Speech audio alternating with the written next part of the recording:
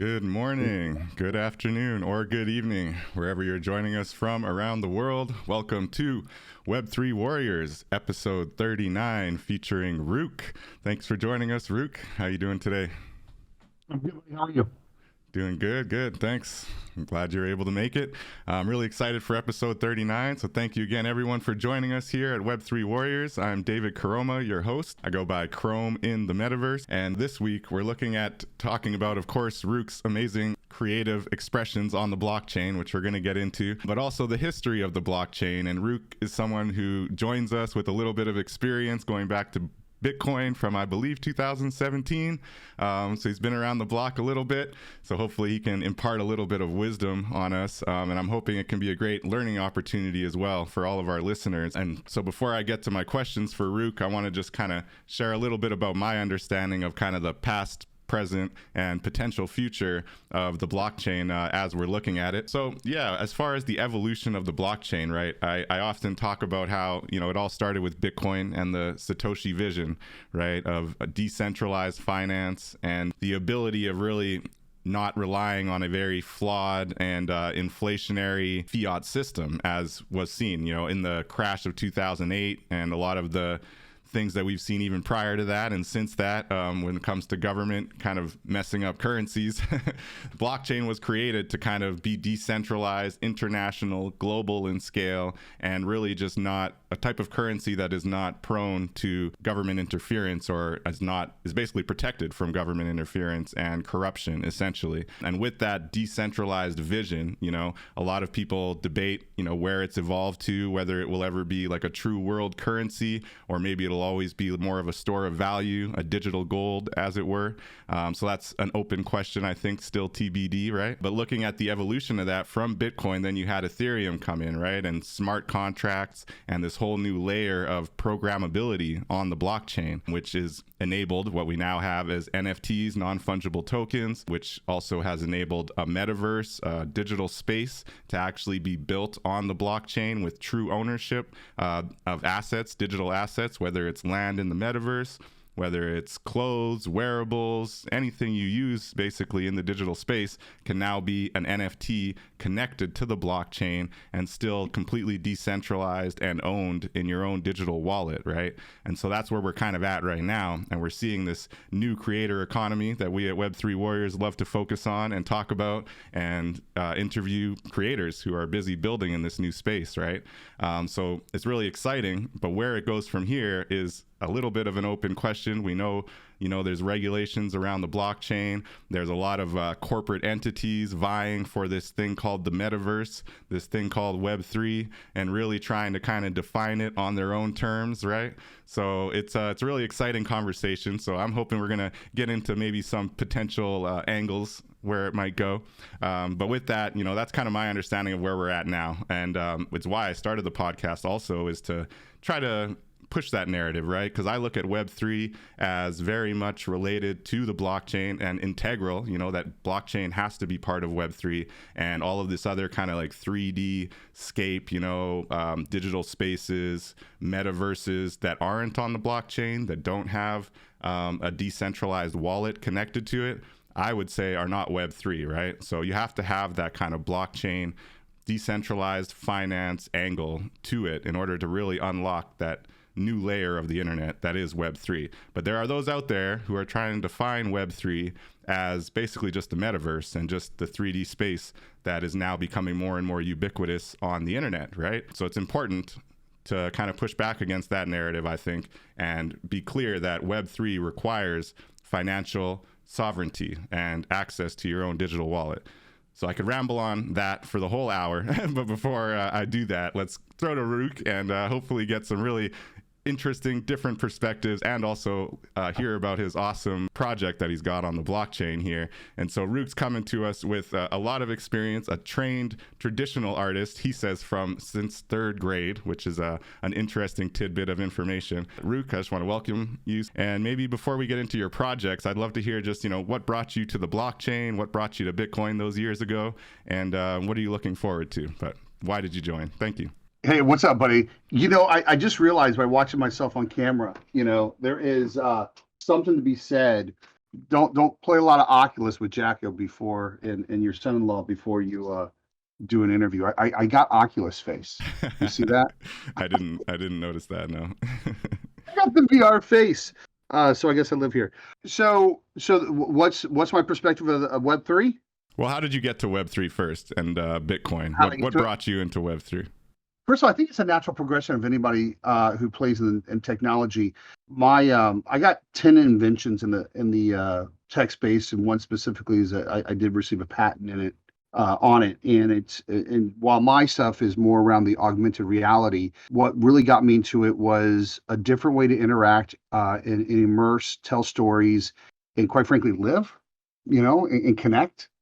So that desire, my patent goes back probably 10, 15 years at this point, when we first wrote it, but got received about 10 years ago.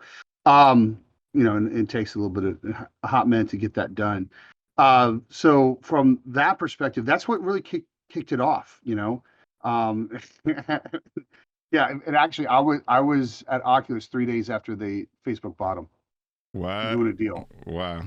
So your interest in the digital space kind of spurred your interest in Bitcoin, essentially. So you were already kind of building. I'd say Bitcoin. No, mine was experiences. So my entire interest began with experiences, straight up. How to create more live experiences, how to make video games come to life, and that's really where my patent plays with, is bringing a multiplayer experience to life. That was it. Just out of the creativity of that. My first jump in, besides my own stuff, was doing ICOs in 17. Back Okay. in 17. Yeah. That would have been right around when like those ICOs, that's the initial coin offering for those who don't know, in the crypto space, kind of like IPO in the stock exchange space, right? So that would have been kind of right when those were just starting to pop up, eh? Yeah, but it was right when it also got slammed. Now they were popping up a little bit, but that's when the SEC, well, that Texas ruled it as a security. SEC said stop. So yeah, that ended really, really fast. Wild. Yeah. So when you Yeah, look at, but from there, I knew of NFTs, and as I was building my project, I knew that was a space that I absolutely wanted to play with, and so I got pretty much not 100% done with my project, but done enough. And then this app called Clubhouse happened, and I met you and the rest of our friends a couple of years ago, no and doubt. we all I just jumped in. Nothing. It was never the same. I had playmates in this crazy cool place. And it wasn't just from users back, how we play. It was really playmates in business and ideas and support and I work with some of them today. I mean, one of our favorite people runs one of my companies. Is that Jocko? Yeah. Yeah, love Jocko. I gotta have him on the show one of these days. Yeah, he's awesome. He says he likes He's to stay amazing. behind the camera though. Yeah. We were behind the scenes doing work together for a good over a year before we said, dude, let's really level this up. That's So awesome. Web3 has always been in that interactions and virtual and that kind of stuff has been very real to me, very real for a very, very long time. That's awesome. So I love Yeah. that you kind of come from that gaming background as well, although probably more developer than just a gamer like myself. So that's really Actually, no, creative. I'm not a developer. Okay. I know you saw my degree, the TSR 80 from Radio Shack Summer Camp. Yeah, what's up? But that's pretty much. I love that part. That's pretty much where I went right to the creative from that perspective. Yeah, I mean, from the game world, building communities, and communities are huge. I mean, I think the besides Clubhouse, my first real explosion of the community was when this little app called Operator 11 came on, and we were all live streaming. It was like Google Plus, and that was about 17 years ago, with a company called All Games Interactive. Scott Rubin, who's the founder of G4 TV. And we used to crash their servers, and so we met this guy named Justin and said, "Hey, Justin, you're doing this Justin.live." Or Justin.tv and right. JustinTV.live. That Yeah. was Twitch, right? And Early days of Twitch. well, we went over to him and said, dude, you're doing all this stuff. And every time we do Rainbow Six and all this stuff, we're crashing it on these guys. Can we use yours? And he said, yeah. And we started crashing his. And then he went on and made Twitch. That's exciting. I It's love the like there's Twitch something really, story. really cool here. I know it's So owned by that was Amazon my now, but first real. yeah. Say what? I was just going to say, I love the Twitch story. I know it's owned by Amazon now, but just the fact that it is so rooted in the gamer community, I'll Yeah. always be a Twitch guy if I have to choose, you know? The dude used to have a baseball cap, a camera, a battery pack, and a laptop and run around conventions. Yeah, I know. I've seen the videos. It's pretty epic. So yeah, looking at that gamer space, right, and the potential for games to take advantage of the blockchain, right? How do you see that evolving looking into the future? Like, do you think that play to earn as it currently stands is kind of something that's going to work into the future, or do you think that there's a model that kind of hasn't been fully fleshed out yet? I don't know if there's a model. Well, a couple things. When you look at where we are with the Web3, there's always a desire for self-expression, and there's always a desire for uniqueness and experiences with others, and really connecting in intimate ways. That's what it is. That's Yeah. where the Xbox Live explosion happened, and the broadcast explosion happened. Clubhouse happened. Web3 is as that as well. And when you look at that, I mean, I look at Web3 as this. Obviously Web1 is one way. You read information. Web2 is back and forth. But Web3 to me is your own, meaning you now have the ability to create something of your own and share it with other people. And that's really, really unique. And that's what's so exciting and addictive and intimate about it. And so there are, games, Roblox. I mean, Right. they already have a creator economy there that's amazing. There's always, and they've adapted. I mean, before that, World of Warcraft was huge, but you couldn't do it. You had to be really, really sneaky. Yeah, they didn't want you to start make selling money on stuff. it. People found a way, but you weren't supposed to. Right. But see, but which was dumb on their part. I mean, that would have ushered in a whole new economy within Web3 before Web3 was happening. Right. If Blizzard / Activision now would have let that happen. So, that desire has always been there. And so I already see it now. We already see it now within Roblox is a pretty mature model where you have that. Others, I mean, you got, one of the biggest ones, Call of Duty out there, that we love, crazy skins and all that stuff. Fortnite That's true. also is a crazy one. And as soon as they let the users, not just the gatekeeping, but the users to start creating stuff, it's going to be a whole new world. And that is where I see where that's going to be. No doubt. And so do you agree with the sentiment that a lot of these free-to-play games, whether it's Call of Duty, Fortnite, are not, like, they're almost predatory as far as like the way that they have to try to kind of get people to pay in, for loot boxes or whatever the case may be, and then things become too much about profit margin, or no?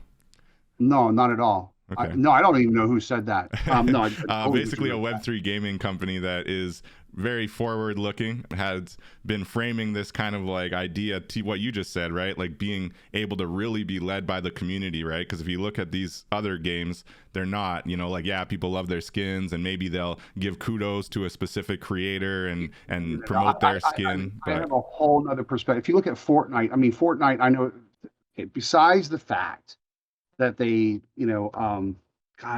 player unknown. Besides that situation, because player unknown was it. I mean, that's what really ushered this in. Right. Until Fortnite changed their model and said, that's a better model. Let's take it. Let's do something with it.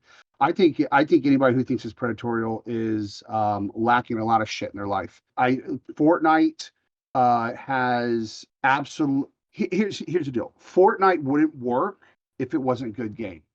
They said, screw it. Right. Screw it. And it's the most well-built game. It works just like, and it is the first game to go on mobile that worked just as well on mobile as it did everywhere else, because they did it right. And across platform too, right? Like the fact you could actually play against mobile people. So those who sit there and go, oh, that's predatorial, is making excuses for their lack of success. And I really, really mean that. Because if you create content, and here's the key here, and this is what Fortnite did. They created a space that was, it had this, it had that. I mean, it's matured crazy in where the fans want it to go now. And while it's a lot, it's very streamlined from a focus perspective. But it was like a little bit of this, a little bit of this. But what they did was they created experiences that fans were willing to pay for. And how's that predatorial? Yeah, I mean, that's when true. people look at that, throw stones or bricks at it, it's because your creative shit sucks. Seriously. All right. Yeah, no, I talk to game companies like this, right? It's like, look, great, something that we want to buy. No, that is the right? most Create a important skin, thing, an making them outfit fun, that, you know? That's been my yeah, biggest criticism so far of the Web3 games that are out there, you know? Like, the best ones are just jacking concepts from a current fun game, but the other ones that are trying to start from scratch are just not fun at all. And then it's like, you know, you gotta. and that's what it is. Games are right now. A lot of the Web3, when you talk about where we are, a lot of it is focused on the technology, and no one ever. So there's a story about this thing called Zoom. Have you ever had a Zoom? Zune, I was Zune. familiar. Yeah, I remember Zune. Yeah. Most powerful MP3 player. It played with your Xbox. It was perfect. It was amazing. It had a huge hard drive. It worked. It taught when it was advertising. It was talking about all these gigahertz and this much storage and all this fancy stuff. And people said, I don't care. Right. I don't understand it. That's dumb, right? And it would not go. And then Apple said, hey, I can give you 1,000 songs in your pocket, and they won. Right. And And you everyone never heard wanted his the name again. iPod. Yeah, and it was an inferior product. Right. I mean, leaps and bounds inferior. So when you look at that, and when people start going, here's the tech, and this is what we're building, and this is where we're going, and this is that jargon doesn't really, it's not sustainable.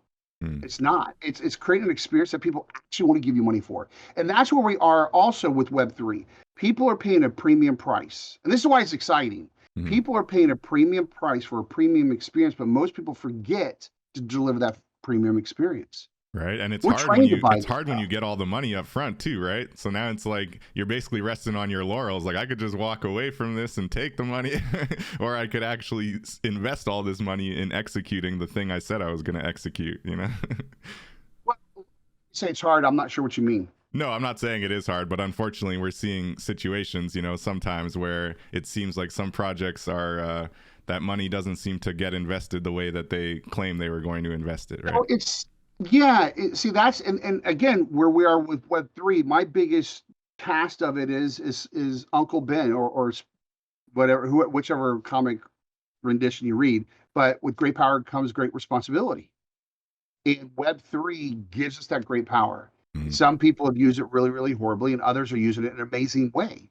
Yeah. And so, just like anything else, you just got to keep your eyes open. You can't believe what you hear. You got to look a couple layers deep. You got to, do your own research, quote unquote. But I mean, when people start promising you shit that's never gonna, like crazy.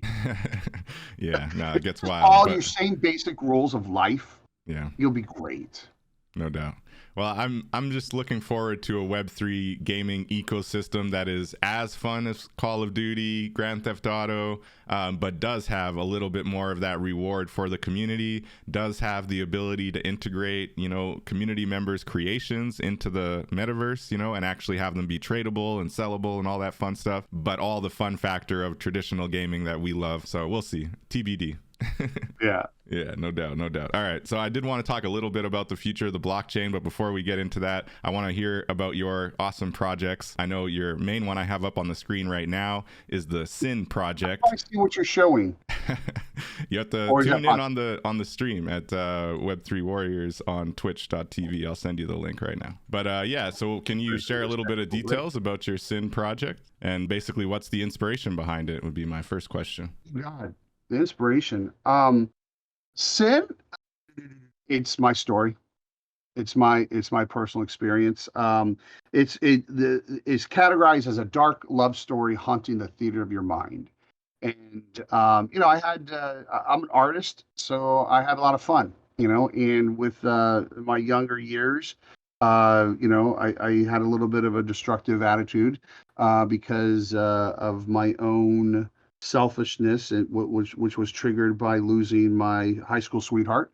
And I looked at the bottom, and I jumped right in. And I lived there for a hot minute, and I loved it. And in a lot of ways, I thrived there. And I knew one day I would not be here, and so I wrote it down and with sketches and words and that in my own diary.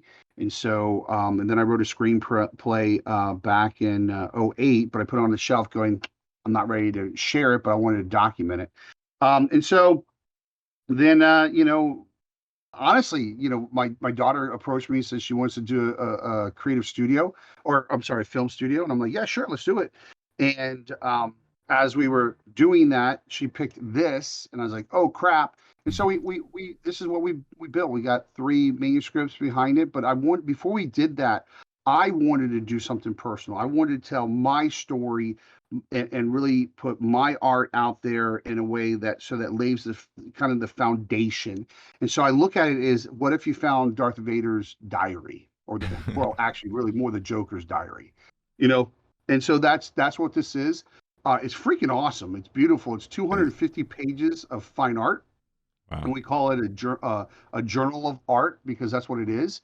It's not your traditional graphic novel where you have bubbles talking, all that. Every page, if you scroll down a little bit, I'll show you. You just hover down there. That's what I say. That now I can see it. If you scroll down on the page, you can see it'll flip through the pages. Yeah, these on the pages website. here. Yeah, I got a little. We'll wait for the delay. Thank you, Twitch. Come on, Justin, put more power behind it. Now, anyway, yeah, it's behind the music, underneath the music and all that stuff.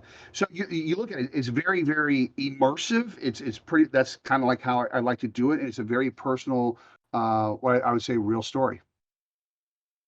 Very cool. Inspired by your experiences. And, that's a recurring theme as far as having a creative project or expression, of your life that you then take off the shelf and bring onto the blockchain. That's a recurring theme throughout our interviews here, I have to say. I think that, well, first, some of the greatest art comes from that, and any good storytelling comes from some experience, whether you have a little bit of something and you lean into it, or others, you freaking lived it and then you filter it down to be able for people to receive it, and this is very true. There's no filters here. That's the drive and the passion that we have, and I think that's what makes artists, breathe every day, quite frankly. I personally believe by showing your scars, you can help others see their way through. And so this has helped a lot of people. A lot of people know that they're not alone, that they can see their way through, and they can, get past the mistakes in their life, so on and so forth. Others, it's given empathy. Yeah, it's a cool thing. That's And, really and awesome. what Web3 has really done for me is it has allowed me to jump into music. Oh my God, I've been doing music for about a year now, maybe a little bit more over a Okay, year. so you weren't into music before NFTs? Oh God, no, Oh, I wouldn't have no. awesome. NFTs gave me the permission. Wow. So what have you Because learned? Like all the music on your NFTs are made by you though, right? 100%. Wow. Yeah. I assumed you were a musician before, because it seems very it all fits the ambiance so well, like you have experience doing that. So you said privately trained. So I say my parents gave me. So when I was in kindergarten, I drew this picture of George Washington, and everybody liked it. And so I told Mom I didn't want to be Superman. I want to be an artist. And so that was my focus. And in the 3rd grade, my parents really saw that because I got the ADD, dyslexia, and all the wonderful gifts. And so this was one thing that I excelled at. And so they were encouraged to give me private lessons. And Nice. so I've been doing art my entire life. What I do today, I've been doing my entire life. And one of my main gift is I can take whatever vision I have and make it real. And so whether that is painting, drawing, animation, film, and now evidently music. And so I always have a clear vision. I am not. Someone put me on a Clubhouse panel once, David, and they were like, "Will you come talk?" Sure, because I'm like, I don't care. And they were talking about artist block, and it came to me, and guys, I'm struggling. I've never had artist block. I don't know what that is. I hear about it. I get it. I can have empathy towards it, but I've never not had an idea. I've never not had a solution, because this is what I do 24/7. Ask Jacko. I call him at 3:00 in the morning and I say goodnight to him about 7:00 in the evening every day. Wow. That's my time, And not English. yeah, I was gonna say that's like the opposite for him. He's Yeah. 6 hours He's behind you or whatever. He's experienced it a lot. I don't stop. I That's never amazing. shut off. I don't want to. In my sleep, I work. I paint, draw, do the music and while I sleep. Wake up, get here in the studio about 3:00 in the morning, just crank it on out. Yeah. Well, I think there is something to be said about writer's block, quote unquote, just being a state of mind. It's one thing to not be able to write specifically what you want to write in that moment, but it's another thing to block all creativity. Like I said, I guess I can understand. It's just never happened to me. I'm always very, very clear of what I want to do, awesome. What I want to produce, what effect I want to have. And so when I lean into that, it just flows out. Yeah. Nice. So when you went back to this project that you had shelved, and you're saying your daughter had come to you with wanting to do Go ahead. Sorry. wanting to do a creative project, and when you kind of took it off the shelf, was it did it take a lot of extra work, or did you think about like how is this going to matter on the blockchain? Like, did you kind of conceptualize it from a blockchain perspective? Yeah, I think, as I say, play maybe I think reality, which is the Episode first. 1. Sure, we want to play that right now. That'll show the music. It shows about, and that talks about, that's our docu-series. And by the way, I got the third one in edit right now. And when we did the docu-series, we didn't want it to be, here's RUKE, look at the cool stuff he does. It speaks to what we all relate to is, reality and what is reality. And so I love the way that this is handled. And my daughter filmed it, edited it. I did all the effects and music and spoke on it. Very cool. But going back to your question, why you tee that up? No, not at all. I think that's one of the mistakes where people are making and will not have longevity when they focus on the tech, not the work. When they focus on a very specific, because understand, there's great successes on with NFTs and all that, and there's more failures than successes. Mm-hmm. And But it's not failure; it's just learning experience, right? Okay, no, I'm gonna say failures because I think people have jumped into it for the wrong reasons. I think people have executed, they rug pulled, they did all that stuff. So, but that's not unlike the world, right? That's not unlike what I would say the mainstream is. And so when I did this, no, I was focused mainstream. I said, this is a mainstream, and it is. I mean, it's going mainstream, and it has been mainstream, and it's made a lot of money in the mainstream. And so I focused it on a mainstream thing. Now, when it came to the Web3, I treated NFTs differently. Now, and I used the technology for the right reasons. I didn't use, and I'm using. So a lot of people go, you can do this and this, so we should just use all this. No, use what makes sense and enhances your experience. It's kind of like Photoshop has 1,000 filters, and people just go filter. Just because it's in front of you doesn't mean you have to use it. Right. And so from my stuff, what I'm using the blockchain for very specifically is ownership. And so when you buy my stuff, I give you my filters, I give you my textures, because it's all original. Everything you see here, I created. It's no stock. Cool. There's even the music. There's no, garage band loops and all. No, it's all. I mean, the sounds I make. I have a whole laboratory of crap that I make. Sounds and turn them into music. And so the ownership is important. So I give you commercial rights to my textures and all this stuff, and I give you my stems, and I give you commercial rights to take these stems and create whatever you want. That's an incredible way to use the blockchain because you can track it, you own it, you can prove it. Therefore, I can give it.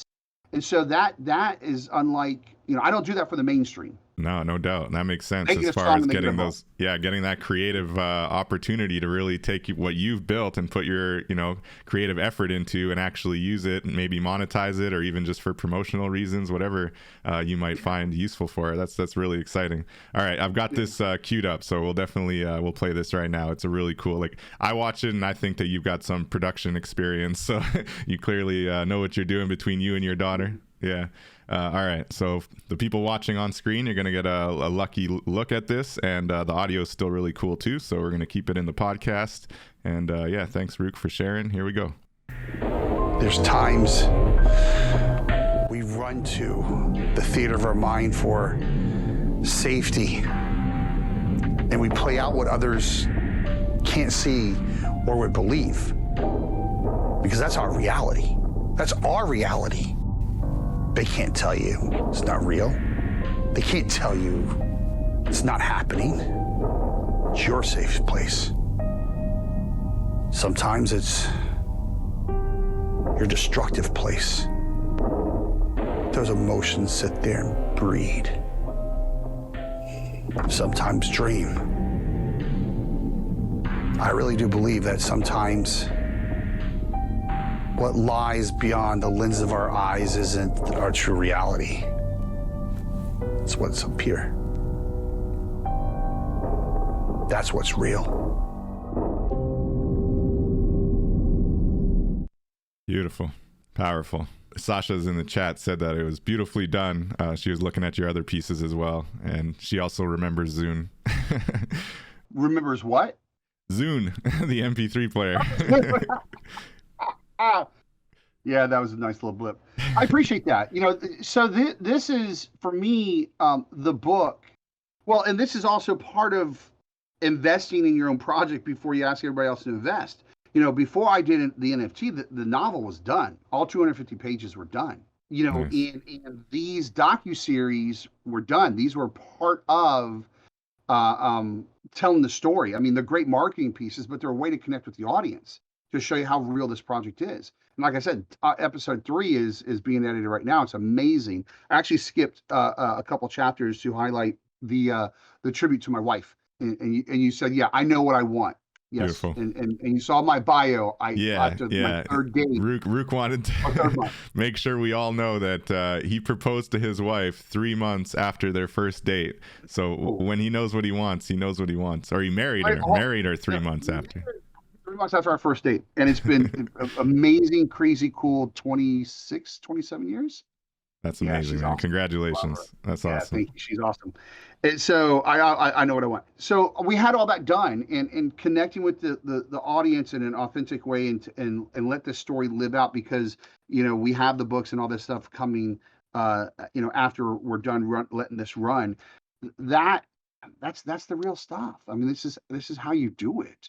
This is how you launch a creative project. Yeah, and of course, I'm having the time of my life playing with it, and fell in love with doing music now. That's awesome. I love that NFTs like pushed you into music. You feel like it gave you permission.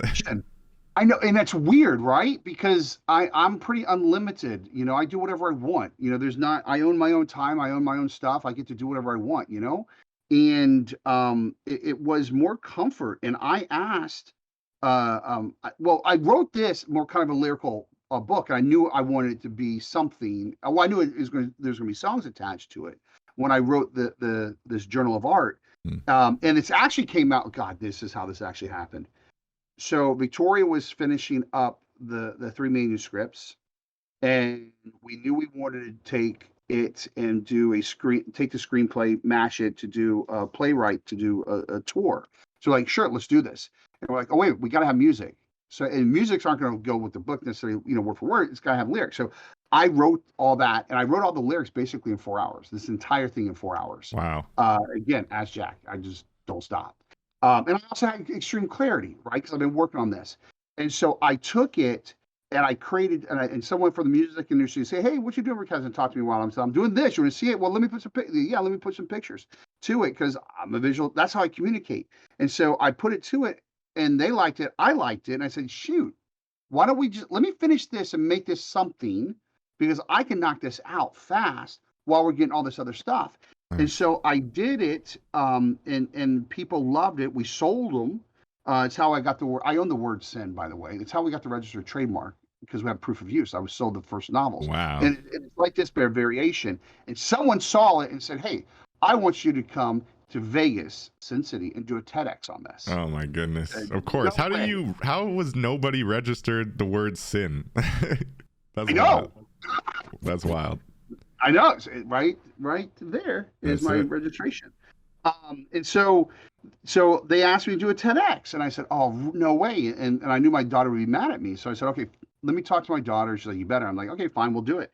And so that got canceled because of COVID. And I said, well, then why don't we take the monologue and the art that we created, and why don't I just mature it? Why don't I take about a month or 90 days max. And as I did it, David, that's when I realized the project was more than me. And I called her and I said, I got to give this the time it needs to be. And so I basically took that year and did this book, working 60 hours a week minimum on this book every single day, 7 days a week for over 360 days. And this is the result of that. And so that's when it was done. And I said, now I'm ready to share this with the world, because it's really, really, really where it needs to be. And that's how amazing. I do stuff. That's amazing. I got to take it. Yeah. So did you ever get to reschedule that TED Talk? Yes. Yes? It's a TEDx. Yes, we did it. We did it a year later. Oh, nice. And I did a reading of this. Cool. So that we can find that on YouTube somewhere? Yes, and if you are an NFT owner, you get it, and I will be releasing it because it's more of the performance. Mm. Here, that's why we built it. I'm not allowed to say this. See, Jack, no one knows this. What we're doing in that theater. I know what I'm doing in the theater. They're doing their own thing for the theater, Mm. but I know what I'm doing. That's where I'm gonna premiere it and let it play there. Beautiful. Well, I got to be there at that premiere. So you talked about it. Let's segue over to your theater in the Voxels metaverse, the Mind's Eye Theater, run by RUKE here. And it sounds like Jocko and Jagar are helping pull it together. Jagar's been on the show a couple times, actually. We love Jagar here. But look at this theater, the Mind's Eye Theater in the metaverse. It's a beautiful thing, really. So tell us about it. So you just gave us a little bit of alpha on what you plan to do here, but what do you foresee? What do you foresee at the Mind's Eye? So well, there's two places in this. Okay, we're not done yet. We're finishing up. We got to put the art on the side and all that. But if you go through the theater, well, first of all, look, it's me, right? I wanted something that's totally different, that's gothic, that has a touch of class to it, but very dark, and it's a venue. And by the way, when I say this, I have all the references. This is in my book. This is in the movie. What happens is there's a lonely old theater, and it calls you to enter it, and when you do, it comes to life. And now you're in the theater of the main character's mind, where his realities play out in front of you, and what's the quote unquote real world plays on the screen, and he goes back and forth to that duality, that portal. That's the short story. But what I wanted to create was that in the metaverse. And Jagar and Jack have done it. And Jagar is an artist on building all this ridiculously talented. And it's coming together good. But here I want you to show you. If you go to the bottom right-hand corner, just fly down to the bottom. That's the main screen. That's where we're going to show stuff. And this is a place to premiere stuff, premiere art and all that. But if you fly, maybe you did. I know I'm behind here on the screen. You see that little hole? Yeah, that's our speakeasy. Oh yeah, that's Jagar style. He's got the secret little spot underneath. Yeah. Well, this is something I wanted to have that's why I love the parcel. When I knew it had a basement, I'm like done, because this is where I'm going to show all. And I know the lights right now they're turned on because he's tweaking it. It'll be dark like the others. This is where I'm going to showcase all my friends' stuff. This is where we're going to have like private parties. This is where we're going to have like the really crazy cool stuff. Wow. That's awesome. So you're going to have art all along the walls here and everything? God, yeah. Nice. Absolutely. Nice. Show my collection off here of all my NFTs, that kind of stuff. And so that's what's up. The speakeasy. Spots. Yeah, it is a speakeasy. Absolutely. and so there's 3 spots. There's a permanent collection, which is on the side hallway for SIN. And then the main hall is we're just going to have different events there. So it's a venue. Like I said, it's a venue. And then the speakeasy is going to be all the private parties. That's awesome, man. So, really, really cool. That's a good vision for the metaverse. Space. Well, see, right now in the metaverse we have, look, I got to do it my way, right? But we have a lot of the great, shiny, glitchy, bright colors, which is cool. If you look at my wallet, I got a lot of that stuff in it.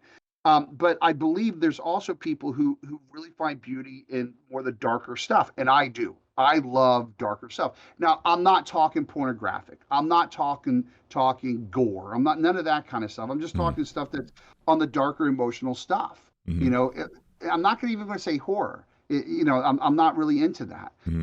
More like esoteric and gothic kind of taboo, maybe a little bit taboo. And I feel that, like, my bands, I love Nine Inch Nails, A Perfect Circle, The Cure, those are my top 3. No doubt. And I believe when people tell stories like this, there's a truth behind it. Now, I don't subscribe to all of it, like with my beliefs, but I respect and love it because there's a truth behind it. They're not holding back. And I think there's something incredibly honorable with darker stuff because it is talking from an emotional side. It is telling a truth. And it doesn't have to be your truth, but there's an honesty about that. And that's why, you're looking at my theater, I guess. You're looking at my studio, how I work. My entire home looks like this. I surround myself with it. That's amazing. And do you foresee this Mind's Eye Theater as an actual like metaversal theater that you might rent out or you might offer to other creators to use? Yeah, I don't know about rent, because I don't care about that. Right. But no, that's what I meant by a venue. Absolutely, because there's other projects out there that are on the darker side that won't look so good in the pop, Hmm. spectrum So those that's looking for out a there. specific kind of ambiance or theme. Exactly. Mm, Well, look, okay, let's talk business. All right. let's do it. Yeah. So, again, I don't suck at this. I've been doing this my entire life, and I'm true to me.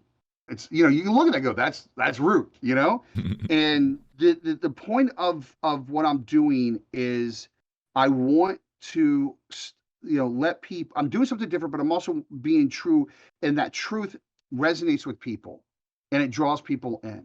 So I built this because there's not a space for darker kind of stuff. If you look at it, it stands out different from anything that's out there right now.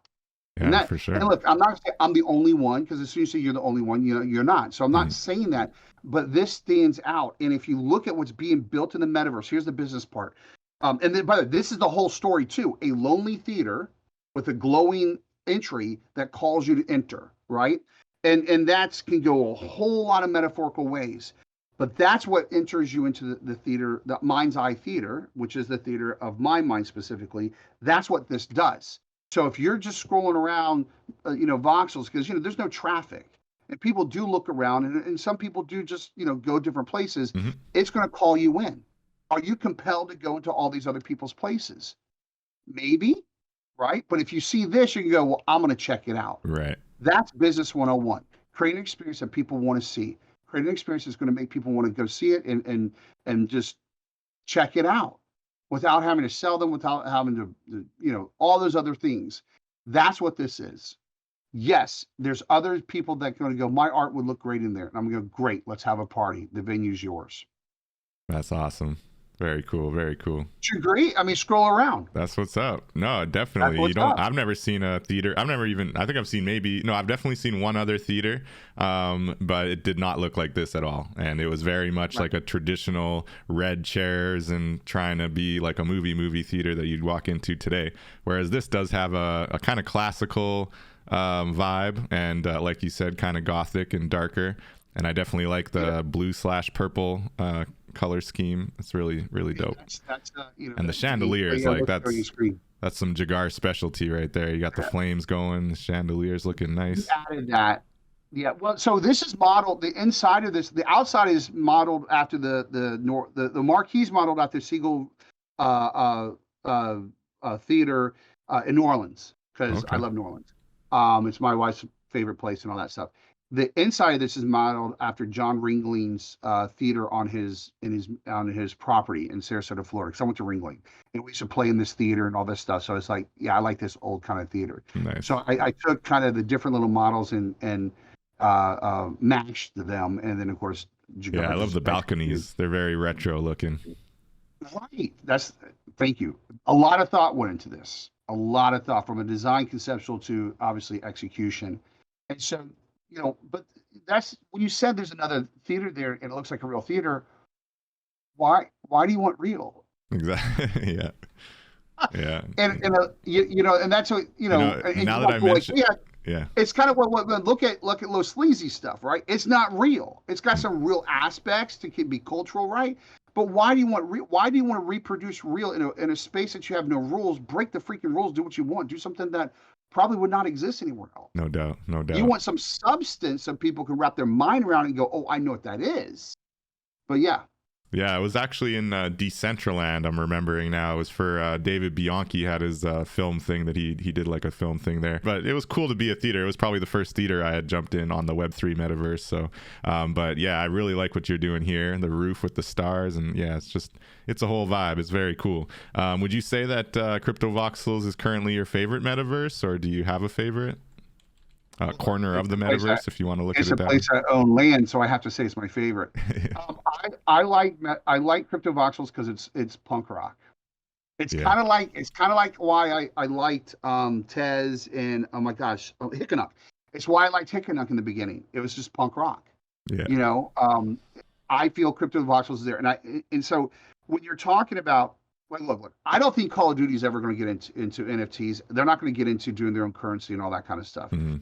They don't need to, right? Why shift the business model? They're not, Right. I don't believe they really will, unless everybody else does and they have to. Someone's going to, you know what I mean? The marketplace is going to have to force them to, and the marketplace is not asking for it. When you're looking at crypto voxels, there's all these mainstream things. There's these meta malls. There's all these crazy stuff, hoping if you build it, people will come, which is not going to happen. It doesn't happen. Like, you remember what I said from the beginning, there's nothing magical about this. It's a way to interact with an incredible intimate experience with your fans. That's what this metaverse and Web3 is about. It's not building, they come. So when you build this stuff, when I looked at where to build it and what I want to own, everything else, this is freedom. Crypto voxels let you do whatever you want. It's Right. punk rock. So this is where the artists play. This is where the artists come. This is where the artists experiment with stuff without the big other things, their virtual HOAs and corporate crap. Right. Which Yeah, is, I'm not against that stuff, but I want to hang out the artist. That's what's up. That's what's up. No, definitely. Crypto voxels is punk rock. I like that. I'm going to take that from this interview for sure. Because it's true. I mean, I look at ironically, the one that calls themselves Sandbox is not as true of a real sandbox compared to voxels, like voxels I feel is a real sandbox. Like everything you want to build, you build it. And once you build it, you can trade it, you can sell it, you can own it, you can do whatever you want with it, completely decentralized and sovereign ownership of these digital assets you're building. Whereas I look at Decentraland, I look at Sandbox, they have very clear guardrails, you must fit into this box, you must follow this process, and you will be limited here, here, here, and here, and your cost is way, sky high up there. So there's all these kind of limitations. Now, obviously, they would say they're going for higher fidelity. Maybe they are trying to appeal to more corporations or quote unquote celebrities, things like that. It's a real interesting kind of evolution of the Web3 metaverse that we're playing with right now. And I would agree for sure. Voxels is kind of the punk, it's the underground hip hop. It's the real, just nitty gritty community. We're going to build this and have fun here. We don't care, anything. Everybody can jump in. You can get it on your phone. That's a big part about it too, right? The accessibility. Yeah. So when you're building out things of this nature, there's three things. There's the number one thing that people miss is creative expression. That's what we value. Mm-hmm. 2, community, and 3, ownership. That's where, if you have those three things, and the ownership is us, not them. When you have those three things combined, that's where the Web3 projects, companies, so on and so forth are going to win. Crypto voxels is all three of those. Yeah. Creative expression, ownership. What was the third one? Community, of course. Yeah. Yeah. It's a word that I know, right? It's become buzzword. It means that you can easily hang out and with your friends, find your friends and all that. Not community as not the BS word. I'm talking about right. Where, you can gather and do your thing with the least amount of rules, least amount of restrictions. Yeah. And bring your people in and trade with your folks and do a whole micro economy. Yeah. And Crypto Voxels recognizes that. They're like, this is y'all's. We'll build a space. Mm-hmm. We got to get some money, right? And y'all need to get some money, but it's y'all's space. The others are coming from their own self. I mean, look, I've been a part of these projects and I've left a lot of them because they're gross. We can make money and we can control that. It's like, that's not what this is about. That's not what this era is about. No doubt. I agree. And I think it is kind of gross, unfortunately. But like you said, that stuff happens in every corner of the economy, not just in the Web3 digital world, right? Exactly. Awesome. So I did want to pick your brain just a little bit because I recall you having some connections in the regulatory world, right? And I know it's a little bit of a nerdier subject, but I'm very interested in the future of the blockchain, and because the biggest thing that why I love the blockchain so much is the immutability. But the immutability does come with a big asterisk, right? So the big asterisk being access to the blockchain, which is really just access to the internet, and then the second asterisk really being regulations and the idea, the notion that government can tomorrow decide that cryptocurrencies writ large are illegal and a threat to the state or whatever the case may be. how do you foresee the evolution of blockchain? I don't think they're going in that direction. You know, looking at the CBDC conversation, which is the central bank digital currency, which is not a cryptocurrency, a little bit different. But the whole conversation seems to at least acknowledge the supremacy of distributed ledger technology, which is blockchain broadly, right? Where do you think it's going? I don't know. Yeah. Before you go down this rabbit hole, because not many people are going to like me afterwards, I would want to say, play Hustle for me. Okay. Not right now. Yeah. But tee that up next, because we went dark. I want to show you some of this is my next thing that I'm doing. It is going on the blockchain. All right. I'll tee that up. You know, where do you think we're going? Well, first of all, we are exactly where I was afraid we're going to go. And if you remember, I mean, when did we meet? A year ago, 2 years ago? A year and a half. Yeah. You know, first days of blockchain gospel. Yeah. This is before blockchain gospel existed. When I was going, hey, y'all, what y'all about to do is going to go really, really bad. You're being stupid. And I got so much pushback. I'm like, guys, the Web3 doesn't mean it's lawless. Yeah. Right. Just because you have a series of numbers and it doesn't identify you as John or Adam, they're still going to find you. You're still on a server somewhere. And it's for sure. Yeah. You know, and so here we are. So, you know, the future of blockchain depends on, and I'm just going to say this, it depends who's in the Senate, the House, and the presidency. Biden has come very, very hard against this stuff. And there's always going to be a threat. But, one is control, the other is freedom. I'm trying not to get political, but I'm just telling you, he's the one that made the mandate. The real the other side said they hate Bitcoin too. I feel like Trump was talking about how evil Bitcoin was, wasn't he? No. Trump has NFTs. Okay. And I'm not saying go for Trump. I'm just saying they're less government. They're less regulatory, right? So that freedom. If we're going to succeed in this, we have to have people who go, less regulations. So they cut regulations, Democrat, and it used to not be that, by the way. The party started opposite. But get to this. First of all, I'm going to give you a fact so you understand this, and most people don't understand this. It is 100% illegal to raise capital, to give an offer of security. Did you know that? I know in the American context, yes. Yeah. I'm focused on America. Yeah. And so it's illegal to offer security. That's why, and it was outlawed in the Great Depression when people were selling all these junk bonds and all this crap, and it sounds like Web3, right? So making all these promises, it's going to do this, and didn't do shit, right? A lot of rug pulls, and that's when they outlawed it. And they said, but we do recognize that people need capital. They need a way to fund their projects. So if you file with us and do these certain things, you can get an exemption. So when you're raising capital, you have to file an exemption, and you have to follow the rules of those exemptions. So come to here, you can't say weird things like a promise or a guarantee, you're going to get 10x your money. People are breaking the law left and right. So the SEC is not going to say this is how you need to be. If they write rules around cryptocurrencies, they're going to say good or bad. If they write things around NFTs, they're going to say good or bad. But what I'm saying, the standard rules are already there. What it is it's the person that's doing the project steps into the bad or stays into the good. Right. And so that's important, because it's not like they have to do anything, because the rules are there. Yeah, and that's specifically around the security conversation and the promise of financial gains in the future and all that kind of crazy stuff people talk about. Financial gain, all that. There's also that takes it into a security rule. And when you're doing securities, there's the bad actor rules. You know how many rug pulls would have stopped if people would disclose who they were? And that's illegal. When you're doing a security, that's illegal. So there's these regulations. It does protect people too. Right. There's a way to do this.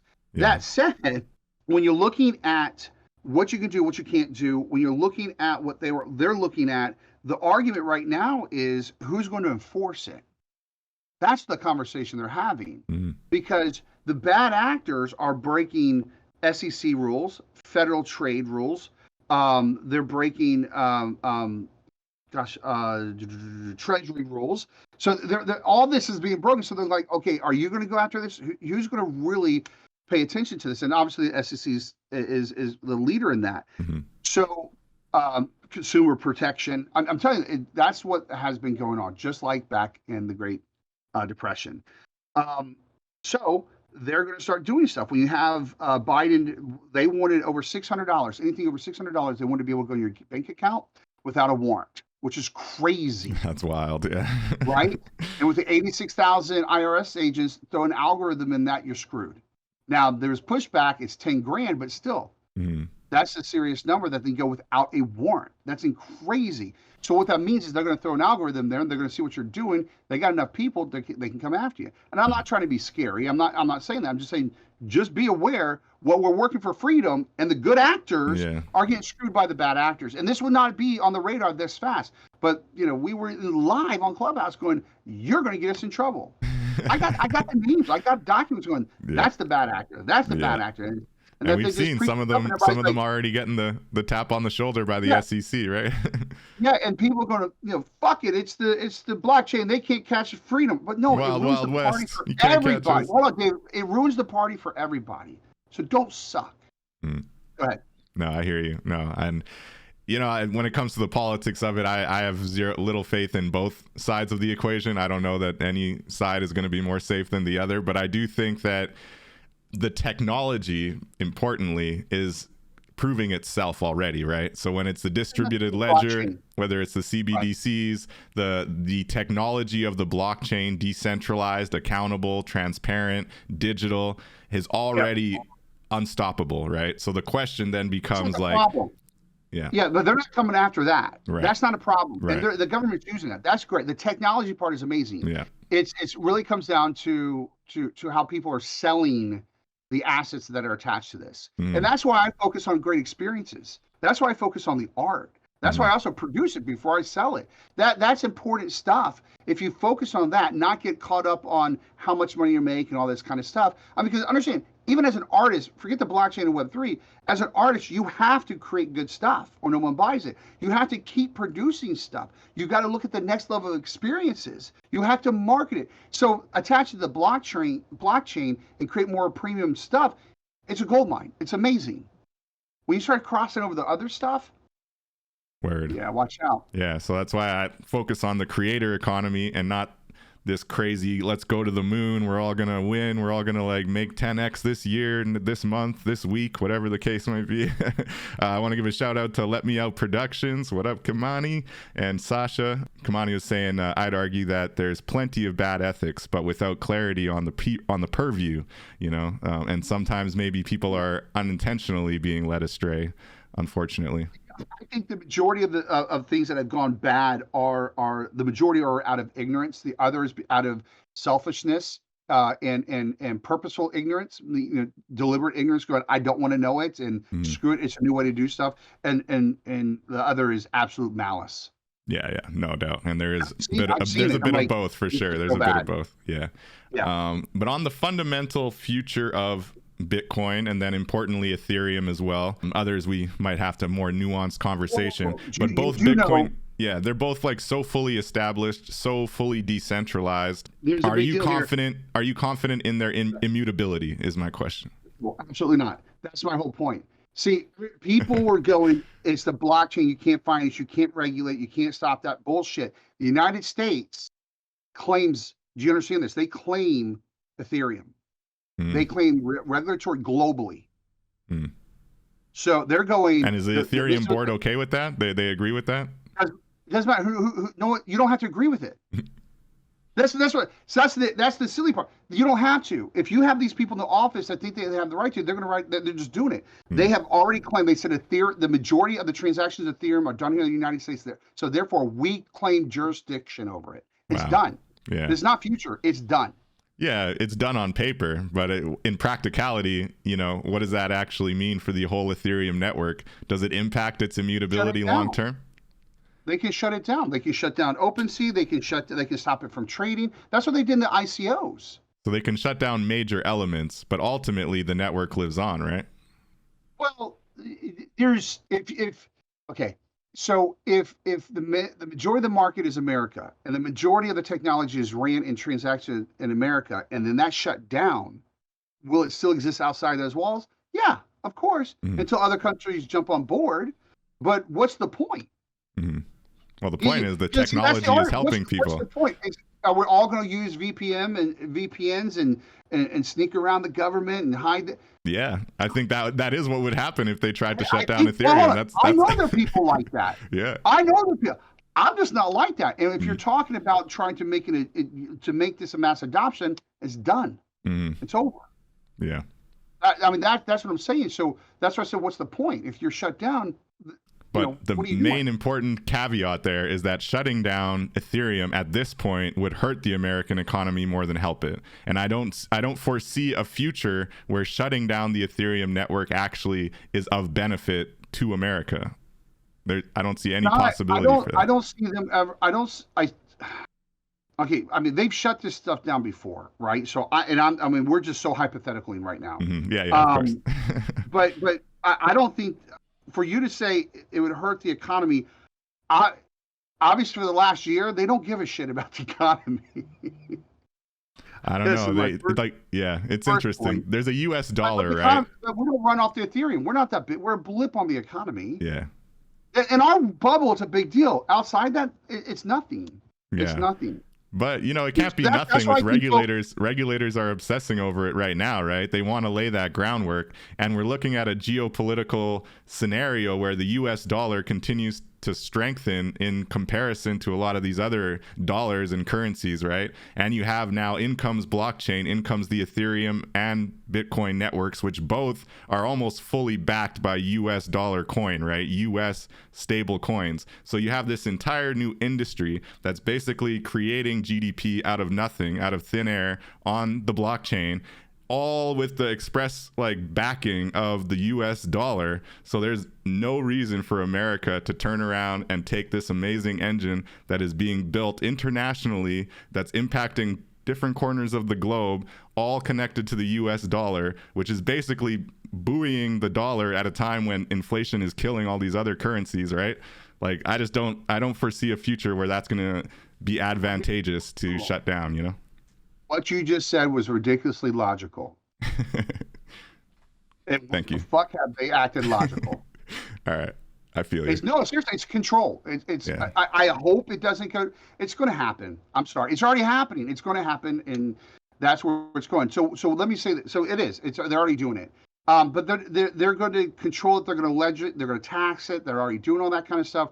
So what does this mean? Let's go to the positive of this, right? Because we can't stop it. It's more fear-based than actual factual based. I get that. Again, that's what I said. What you said was very logical. So that's why. So what you can do is so like if you're talking about taxes, one, if you're paying taxes, that means you're making money. That's cool. And the absurd, incredible profit margins that people were paying and how much they were making, just take a part of that percentage and understand and redo your financial strategy around that. If you're talking about creating incredible art, doing a way that you have the sovereignty of your money of yourself there, with giving ownership, trackability, the ledger, all that's important stuff. If people want to do art that way, which I do, and I think it's amazing, it's still there. It's just going to change a little bit. But if you concentrate on that good stuff, you're going to be great, because people want this great stuff. People want incredible, intimate experiences, and that's not going to go away. And right now, the blockchain with the crypto is definitely the best way to do it. It's the premier way to do it. And, we'll shift where we need to shift. No doubt. That's what's up. And I like, because we're coming full circle back to when we started, and you were talking about how, just the fun of building in Web3, right? It's like you come from gaming and you see kind of similar, it's basically, like I've said this before, NFTs are gamifying life, It's like there's this new digital layer of the economy that anyone can jump into and take part in, and it's really a sandbox. It's really a creative endeavor. I want to give a shout out to Sasha and Kamani with some really great comments in the chat here. So Sasha was asking, isn't it possible that other tech-heavy countries outside of the States would still operate the Ethereum network if the States did go in that anti-Ethereum direction? And then Kamani's saying that wouldn't make sense for the government to shut down a highest transactable FDI network we've ever seen, especially with every transaction being transparent. But he also says it's not true that we can't stop it, Yeah. Well, I think all that, I think that's, all this means is that and that's why I'm gonna repeat myself. Just concentrate on creating, to be a good person. Don't suck. And create incredible stuff. And then be agile and keep a notice on this stuff, because how you do business, where you do business, it's going to evolve. By the way, that's business.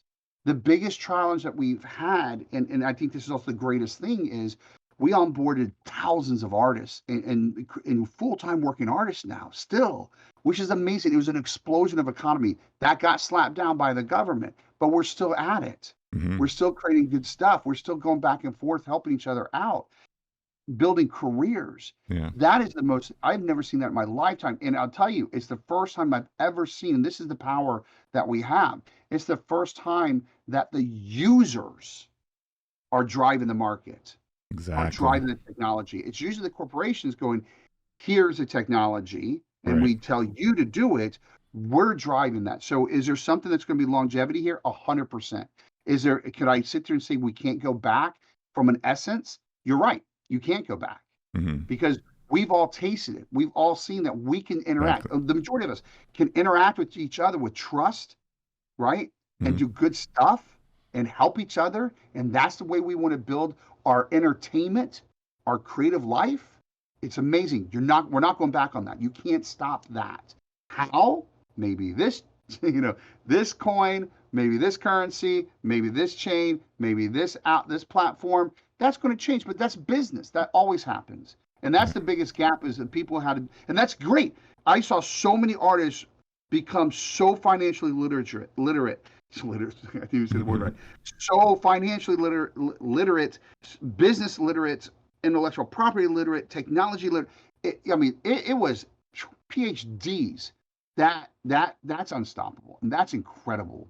That's what No Web3 doubt. That's what I got this podcast started for. I'm inspired by it every day, every week. I love talking to people like you and other builders in this space. It's just it's really inspiring. Yeah. Kamani's got some additional awesome comments here. He thinks that this whole conversation about regulating Ethereum and claiming that because most of the action is happening in America, therefore it's America's network, is all going to come down to probably a Supreme Court ruling and be a question of purview and all that fun nerdy regulatory things, but I do think it's an international network. So America's America, and I agree it's going to be interesting to see how that unfolds. But personally, I do have quite a bit of faith in the immutability of the Ethereum network, and more so in the Bitcoin network. But the Ethereum network is important because that's where these NFTs largely are living on, and that's also where the metaverse is largely being built on. So I think that the immutability of that network is very important. And having read, whether it's Vitalik, whether it's others that are building in this space, and their view towards regulatory, incursions and how to basically buffer against that, it seems pretty reliable, so I'm pretty confident in it, but I definitely see worst case scenario, edge cases that could happen. Well, I say worse. I don't know what worse is, but again, we just shift. Yeah. The rule, there's no hard and fast rules. The rules keep changing, but isn't that the space we're in anyway? That's what's up. Exactly. We're adapting. We're building. I cringe when someone gets on, hangs out with us and goes, I have this artist friend, I'm trying to convince them, and so I'm going to help them do this. It's like, if they're not willing to run and watch and really adjust, they shouldn't be here. No, yeah. Don't try to pull their art onto the blockchain for them, right? They should be putting their art on the blockchain. Yeah. It's why I don't trade a lot in coins. I've done that. I've not lost. No, I've never lost any money. Wow. There you go. I'm not a day trader, right? I'm not watching it like my son-in-law, minute by minute. Mine, week by week. Yeah, minute by minute is stressful. And I don't know how people do that. But that's my point. People are trying to bring people in here that aren't, but you have to watch, like in this, some of the parts of the space I watch minute by minute, hypothetically. But that's what I'm saying. It's weird, but that's okay. Yeah. When it changes, we change, because again, we have something that is unstoppable: our creative minds, our creative expression, our community, right, and our ownership. Word. That's huge. That's all that matters. With that, let's shoot over to this hustle. We'll play hustle. Give some people some inspiration as we wind down here. I'll have probably one more question for you after RUKE. Do you want to have a little intro before we play? While I'm doing all the dark stuff, I also have the light stuff, right, about me. And I'm like, what can I do for my friends who are out here getting, just hustling every single day, working on and this, I think this says something there, working on your dream, working on your business, building your legacy. I wanted to do something that honors all of us. So that's all right, it. Beautiful. Let's go.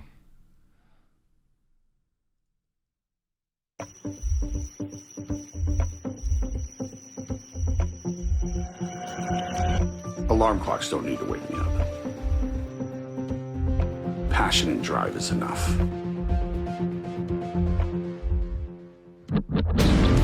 This is not work. This is not grind. These are my dreams. I got this. I got this. Hustle. This is my sword. This is my shield. This is my battlefield.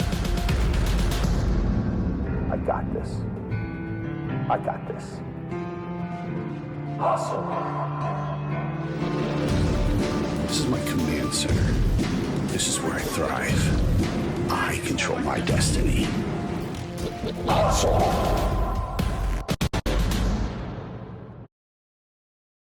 That's what's up.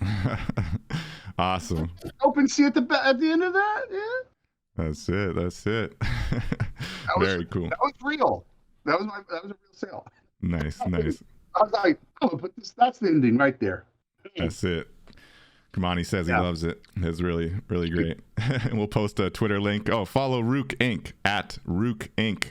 And you can find that on his website at rukeinc.com.